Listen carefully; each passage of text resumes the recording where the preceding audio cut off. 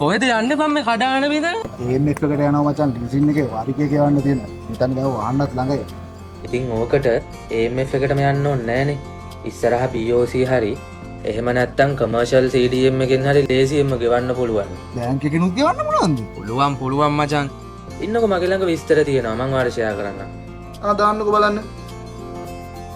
Commercial bank CDM යන්ත්‍රීන් වාරික ගෙවීම සඳහා කාඩ්පත් රහිත ගනුදෙනු ඔස්සේ ඉදිරියට යන්න. අවශ්‍ය මාධ්‍ය තෝරාගෙන මුදල් තැන්පතු සේවාව තෝරා ගන්න. AMF ගිණුම් අංකය වන 121,600,9200 සටහන් කර තහවුරු කරන්න. ඔබගේ ජාතික හැඳුනුම්පත් අංකය සටහන් කර තහවුරු කරන්න.